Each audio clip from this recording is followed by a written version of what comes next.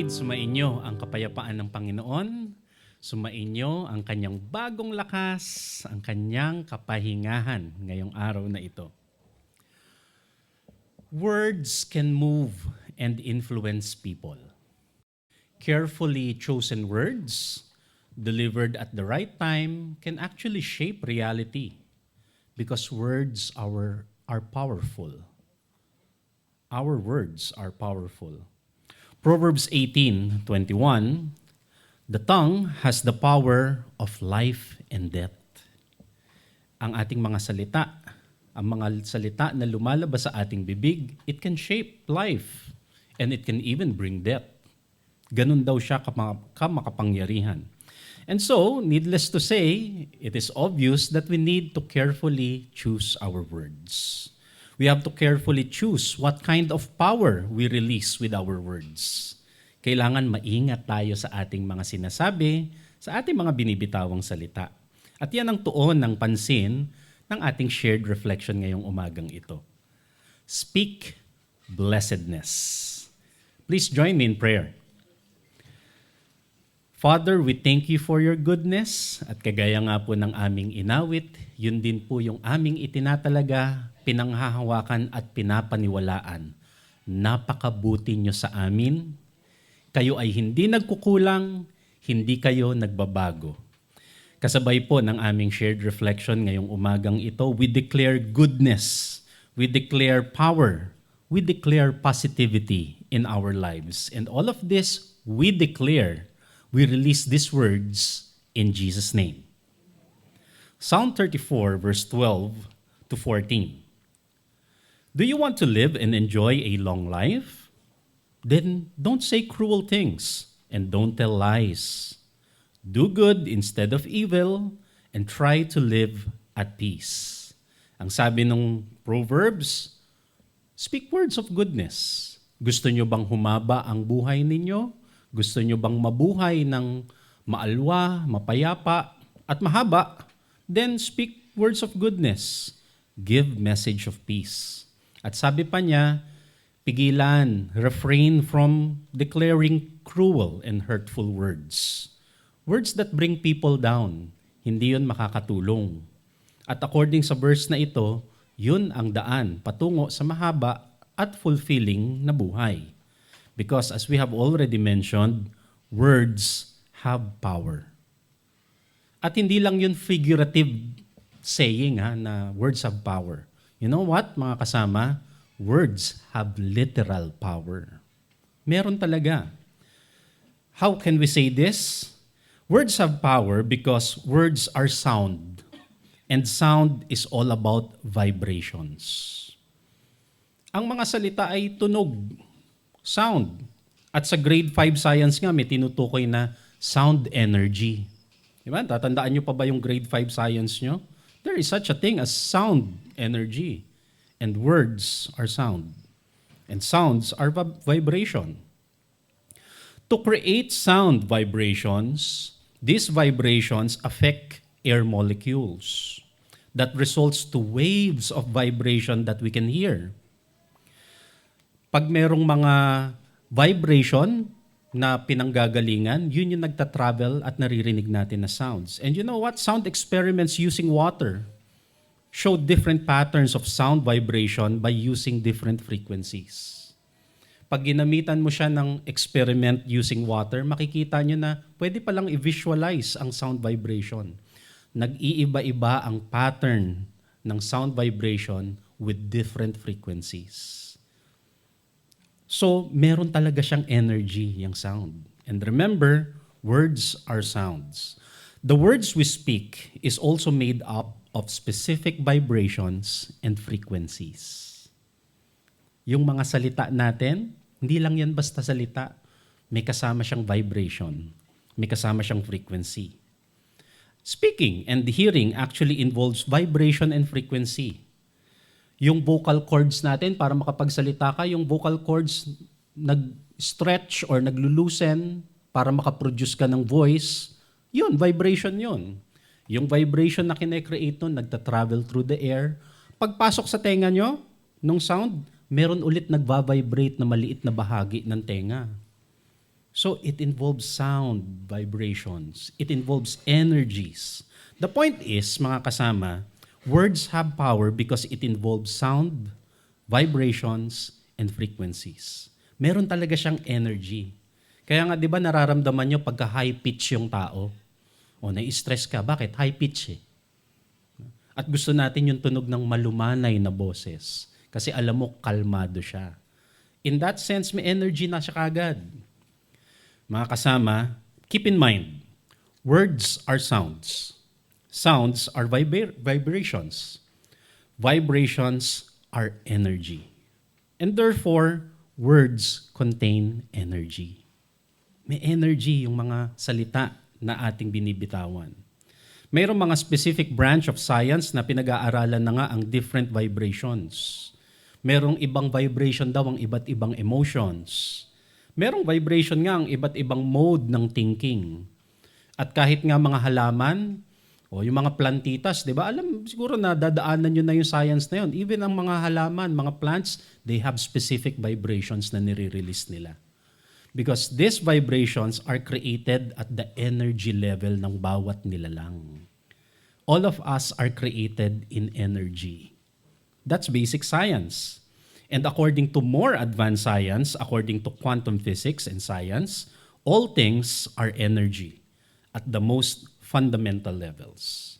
Ang alam lang kasi natin, naririnig natin, ano ang katawan? It's made up of muscles. Ano yung muscles? Gawa sa tissue. Ano yung tissue? Gawa sa cells. Saan gawa ang cells? So, sabihin mo, gawa siya sa atom. Saan gawa ang atoms? Ang atoms gawa sa particles. Saan gawa ang particles? At the very fundamental level, everything is created in energy. Kaya lahat tayo nagre-respond sa iba't ibang vibration. Nagre-respond tayo sa iba't ibang frequency. And so, hindi mahirap isipin na literally, yung binibitawan nating salita, yung sound na kine-create natin sa pamamagitan ng ating salita, meron siyang energy. Kailangan maging aware tayo doon. Power and energy are also in our words. There is power in our words because we are made in the image of God. Bukod dun sa physical aspect na yon, ang katotohanan para sa bawat isa sa atin, we are created in the image of God. At hindi katakataka na meron nga tayong energy. At dumadalo yung energy na yon sa ating mga salita. Remember the story of creation in John chapter 1, verse 1 to 3? In the beginning, Elohim created heaven and earth. The earth was formless and empty. Wala pa ang lahat ng bagay. And darkness covered the deep water. The Ruach Elohim was hovering over the water. Then Elohim said. Pansin niyo yan? If you want to read, Elohim spoken. Nag-release siya ng words. Or if you want to read it differently, according sa reflection natin, Elohim vibrated energy. And thereon, na-create ang mga bagay. Then Elohim said, or again, spoken or vibrated, let there be light. So, there was light. And Elohim saw the light was good. Everything that God created was created through His Word. Or sabi ko nga, kung gusto nyong tignan sa ibang anggulo, everything was created through God's vibration. Kasama tayo dun. John chapter 1, verse 1. Tignan pa natin sa ibang anggulo. In the beginning was the Word. Katakataka ba na word ang ginamit to describe the beginning? Diba? Everything is created with vibrations. In the beginning was the Word, and the Word was with God, and the Word was God. So titignan lang natin siya sa iba't ibang anggulo to make sense do sa ating reflection. And as I have said, there is power in our words because we are created in the image of God. Hindi lang yun. There is power in our words because the words we speak comes from what is inside our hearts. May energy, may kapangyarihan yung ating binibitawang salita kasi galing yan do sa vibration sa loob ng puso. Kung ano yung laman ng puso, yun yung kusang lumalabas. Kasi doon galing yung vibration na yon.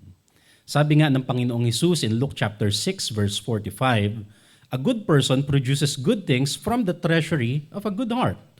And an evil person produces evil things from the treasury of an evil heart. What's inside goes outside. Ganun lang siya kasimple. What you say flow from what is inside your heart. Diba? Napakadiretso na niya. Yung vibrations, yung sound, yung words na lumalabas sa atin, galing kasi yan sa kung ano yung nasa loob. Sabi nga, out of the abundance of the heart, the mouth speaks. Diba? So, again nga, hindi ganun katakataka na isipin na, oh nga, no, may energy talaga. Kasi nga may vibration siya na pinanggagalingan. And by the way, speaking of vibration, we speak more than words. So, pwede mong sabihin, ba't ganun? Di ko naman sinabi. Pero iba yung effect. Kasi hindi lang naman tayo nagko-communicate through words. We also communicate through facial expression, gestures, di ba? Body language. At sabi nga mahigit 80% ng ating sinasabi nasa sinasabi ng ating katawan. Higit sa sinasabi ng ating bibig. Kaya oo, hindi mo sinabi, pero may vibration pa rin yun. So, meron pa rin mensahe kapag nakasimangot ka. Meron pa rin mensahe pag nagdadabog ka. Yung okay lang ako, pero yung paa mo, yung talagang halos mayanig yung fifth floor ng bahay. So, meron pa rin vibration, meron pa rin message yun. Kaya, ang point lang natin at this part, kailangan sabay nangyayari yung ating movements, yung ating actions, and the words we speak.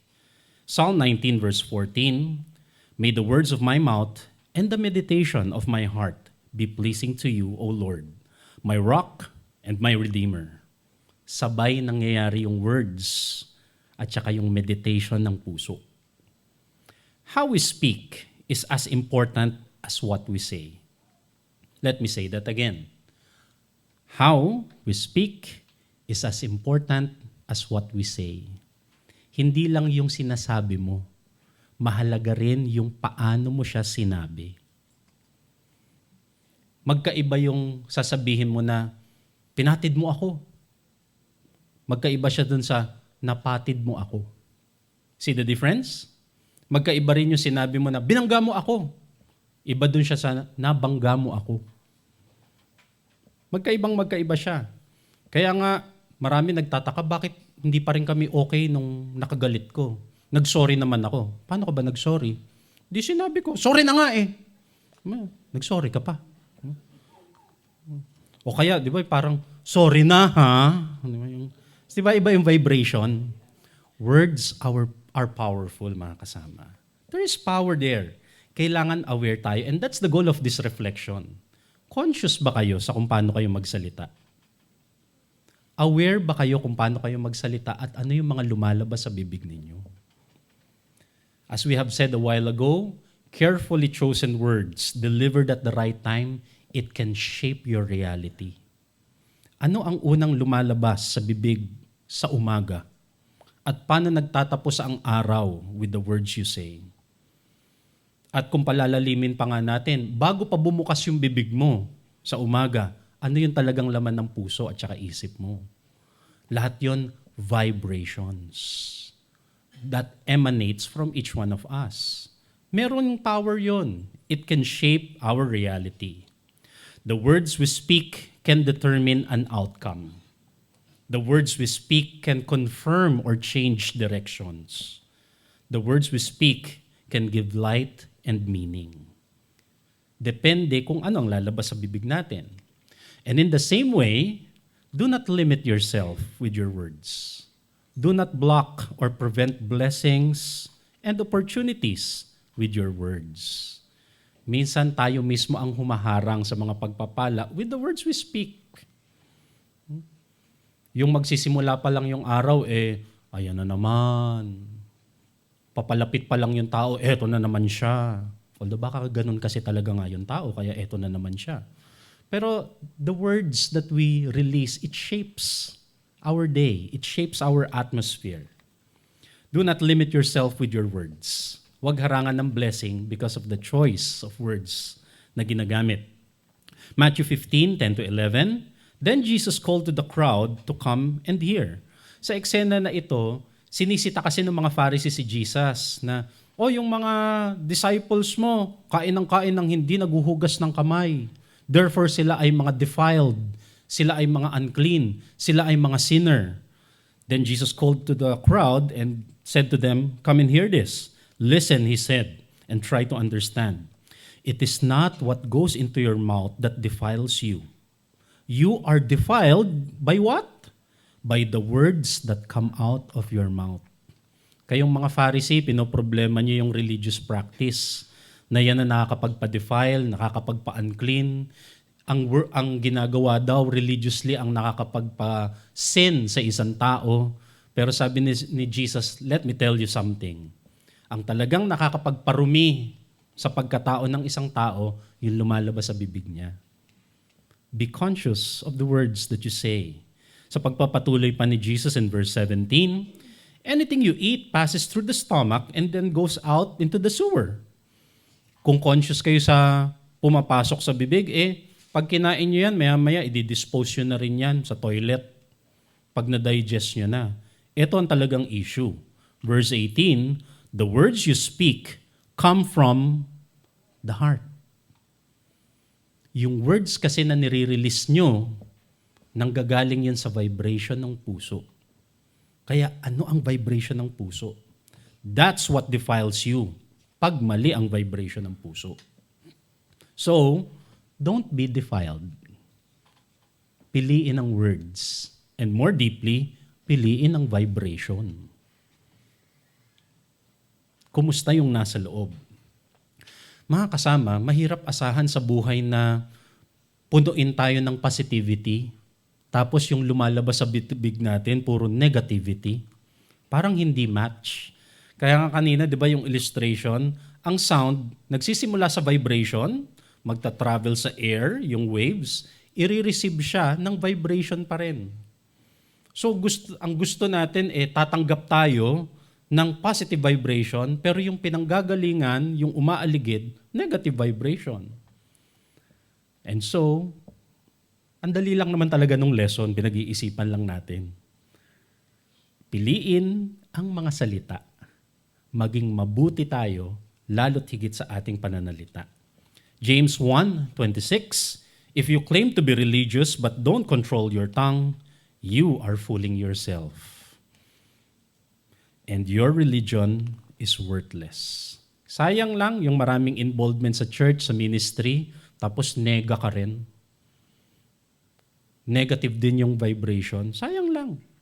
Speak words that bring restoration. Speak words that bring healing, encouragement. Speak words that bring life. Kasi pwedeng piliin, right? Pwedeng piliin. At saka ako naniniwala ako sa domino effect. And speaking of sound science, di ba merong echo effect? Na pagka sinabi mo yan, mag-e-echo pabalik sa'yo. Whatever sound energy you produce, it echoes back to you. Posible yung ganun. Proverbs 16:24, kind words are like honey. They cheer you up and make you feel strong. Merong mga words na nakakapagpalakas ng loob. Merong mga words na parang nabubusog ka pag naririnig mo. Kaya ito gusto ko kausap Nabubusog ako pag kakausap ko siya. Kumpleto ang araw ko pagka nakakausap ko siya. This person made my day. Diba? Merong mga ganon. And I pray, tayong lahat ganon. Pinanggagalingan tayo ng positive vibrations through our words.